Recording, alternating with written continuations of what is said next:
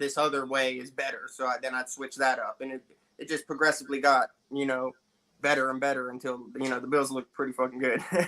Welcome to this episode of Chattin with Staxx. I'm your host, Bill Staxx, and today I got Jeff Turner. What's up, man? What's up? How you doing? I'm good. Good. Thank you for taking the time to come on my show, man. I really appreciate it. Yeah, no problem. Thanks for having me. Yeah, no doubt. Before we get started, make sure you hit the like, subscribe, and notification bell so you can get my videos every time they drop. So, you have a crazy past, man. I saw you on Concrete, I think it was. Yeah. And you were talking about counterfeiting. And you want to explain to the people who you are and where you're from before we get into the counterfeiting aspect? I'm Jeff Turner. I'm 35 years old. Grew up in like Tampa, Florida, Clearwater, all that, St. Pete, that whole area. Yeah, pretty much like a kind of a normal childhood. Just I'd say your average Florida dude, growing up down there. It was like a middle class family growing up. Yeah, pretty much. You had everything you could ever want, right? You didn't need for things. Or no, we weren't. Definitely didn't come from like a well-off family. Like my parents do all right for themselves now, but when I was younger, you just your average, like I guess like lower to middle class. But yeah, like it wasn't bad. Nothing really.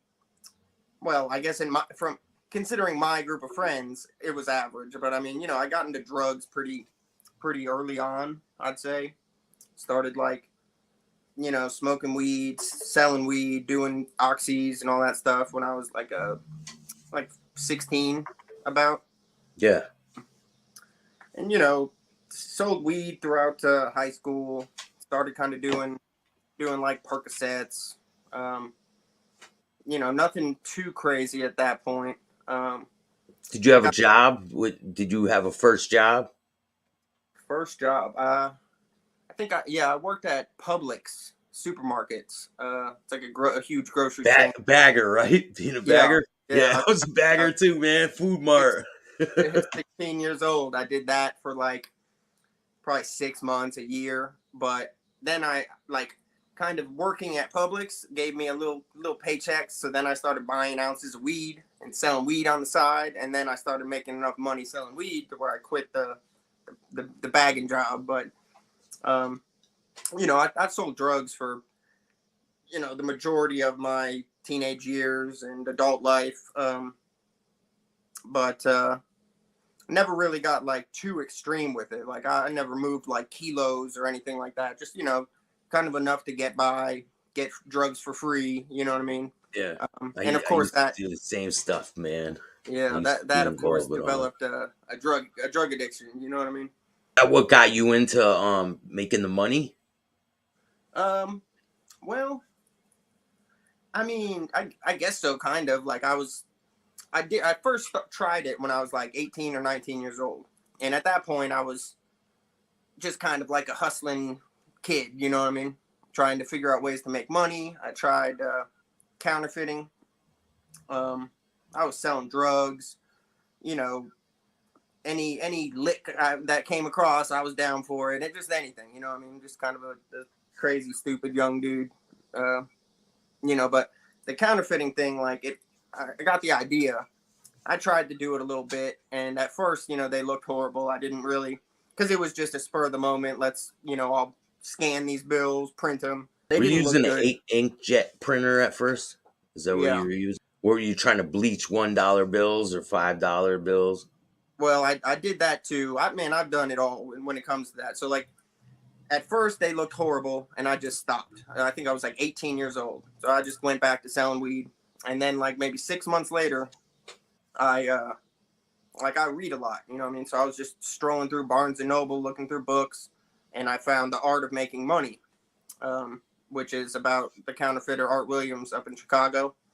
So I bought that, read it, and it kind of opened my eyes a little bit because it kind of explained how he did it and like how he cracked security features and, you know what I'm saying, like sandwiching two sheets together to put a strip and a watermark. and I believe he used chromaflare chameleon car paint, like color shifting car paint. In one of your interviews, you said that you used blush or something like I makeup, right? yeah, Eyeshadow. yeah. See, so like, and that's the thing, man. The longer I started doing this, like my methods kind of tweaked and advanced. You know what I mean? I'd do something for a couple months, and then like I just realized that this other way is better. So then I'd switch that up, and it just progressively got better and better until the bills looked pretty fucking good. Yeah, but so you said that you were going around getting paper out of Bibles, right? Yeah. And you were So getting a couple sheets out of each book or something. yeah, that wasn't until later. So like I did it a little bit when I was 19 years old, and I got them to look pretty good. I was selling them to one of my friend's dad's friend, this fucking guy from Tampa. And then my friend overdosed and died. So like I couldn't sell him to his dad's friend anymore. So I just stopped for a long time. But I did that for probably like 6 months, 8 months. Like, how much were you making around that time? Not a lot. I was probably I'd probably sell him like $5,000 worth for like 1,000 or so. Where would you get all the paper for the 5,000? Because that's a lot of paper, right? Um, well, yeah, I guess so. Back then, I did it a bunch of different ways. Like I would do the bleach bills, and print the hundreds on them. I tried just ordering cotton paper, really thin cotton paper, and sandwiching two sheets together. I mean, I've done pretty much, I mean, many different methods. I wouldn't say everything you could think of, but like everything that I've read, like I'd read an article about how somebody else did it, Yeah. and I'd try that. You know what I mean? Have So you like, ever had any like close calls where you were trying to use the money and you almost got caught? not I'm back sure then, you not at all, because no. I wasn't spending them back then. When I was Oh, younger, so I you was would make it and pass it off to somebody else to do it. well, somebody was buying them from me. So Oh, I just and then dealt with one guy, and he was buying them off me. now what Um, if they got busted or anything? Did you ever pass it off and they get caught? no, not back then. Back then, like yeah, I was just dealing with this one dude through a friend of mine, and then my friend overdosed and died. So I kind of just stopped counterfeiting for years. You know what Yeah, I mean? like cut the connection off, right? Yeah, I just and at that point I was like, I was like 19 years old. I wasn't, what I'm saying, it wasn't back then. I was making like $1,000 every couple weeks. You know what I mean? So it wasn't like this huge moneymaker. I was selling drugs. It was just kind of one of those hustles I had. Yeah. But then fast forward years later, like I end up getting married, having some kids, and moving up to Knoxville, Tennessee. So once I'm up in Knoxville, I'm still doing drugs recreationally. I kind of stopped selling drugs, What but year I is still had this? I moved up to Knoxville probably, shit, I don't even know when, maybe 2012, maybe somewhere around there.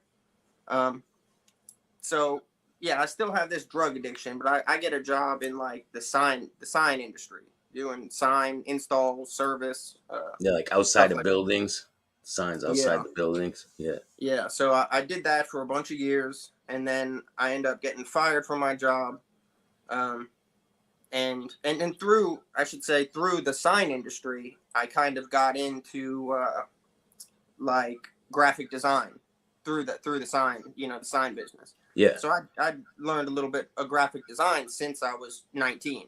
You know what I mean? So basically, I lost that job at the sign company, and like me and my wife and kids were renting a house in Tennessee, and like our lease was almost up in a couple months, and I get fired from this job. So I was like, fuck. Yeah, you're like in a I need, hard spot, man. You got to yeah, think of something, right? yeah. At the time I'm addicted to heroin. You know what I mean? Spending $200 a day on heroin alone. Plus, Basically, you're working to feed your habit, right? And you're just oh yeah, maintaining. I know how that life is, yeah. man. I mean, I was all Yeah. right. I was making all right money at this sign business, but I had 4 kids, a wife, a car, house payment, car payment, insurance, all this stuff, plus a heroin addiction. So I was living Crazy. paycheck to paycheck. I was making all right money working at this sign business, but it was still like I was living paycheck to paycheck. You know what I mean? Yeah, yeah. So basically I get fired, and now I'm in a situation to where like I'm gonna be homeless in a month or two if I don't, what I'm saying, figure something out, make some money. So like in that situations, what's your first step? You're in that situation, you just lost your job. Like what's your first step? To go buy a printer, to go look for the paper? Like what's your first? I already had a computer and a printer. Um, it wasn't a good printer. It was like, but coincidentally, it was a good printer for starting because it was a very cheap printer. It's a Canon MG 2520, I believe it is, and it's like $40 at Walmart. It's a cheap printer. Yeah. But that specific printer has a setting on it to where you can print. If you go to like the settings, the printer settings, there's a color sample setting to where like you could print. If you had an image on the computer and press this color sample, it would print a bunch of little pictures of whatever the image was with all different color schematics of different shades of the different colors. So, and I haven't seen a Canon printer that could also do that since then. So like, So what? You're just matching the bills, matching it to real bills. well, yeah, that's how I originally, because a big part of counterfeiting is matching the colors. You know what I mean? So like, so that made the first couple steps pretty easy because you could print like basically a template of all these different color schematics. You know what I mean? So like I edited this image to where I had on like Photoshop, I'd have just the background color, you know what I mean? And I could print that first. So if I press that color sample on the background color, it would print out like a bunch of different little pictures with all these color schematics underneath each one. So then I could take a real bill and color match, which color looks the most like it. And then based on that, I'd have the color schematics to print the settings, you know what I mean? So when it would print it, would it have the little films in it, like like on a real bill? Would it have the little films in the paper? What do you mean films? The security thread? No, isn't it like the bill's made out of like mush, right? And it's like little films, The fibers, the red and blue. fibers. Yeah. Yeah. Does See, it print out the fibers to make it look like the fibers are in it? Now see, so like there are certain like that little security feature I never really bothered with, and at first like I was, I wanted to make these bills perfect. So like at some points I would take like a blue and red colored pencil and sharpen them super fine and just kind of lightly, you know what I'm saying? But it was like, then I started making enough money to where it was like, no one's noticing these fucking red and blue fibers, bro. Like, and I'm sitting here, it's just a waste of time. You know what I mean? So how would you printing thousands and thousands and thousands of this shit? So you got all this paper, right? So what do you stock up on the paper? Well, Once you get the image good and the colors down, what did you do? Go stack up on paper and well, I didn't know, so I was using the Bible paper, right? And like it took a little while to figure out that was the right.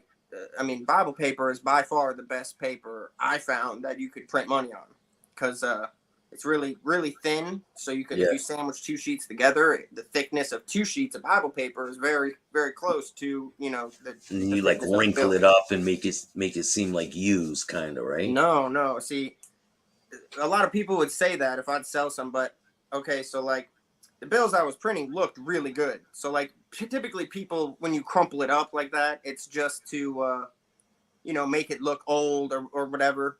Yeah. Like the ones I were making, one looked, it looked like a real bill, fresh off the printer. Yeah. But secondly, in order for the counterfeit pens to mark on them, I would spray them with a spray can of lacquer. So really there's like a clear coat over it. So when you mark it with the pen isn't touching the paper because it's coated with lacquer.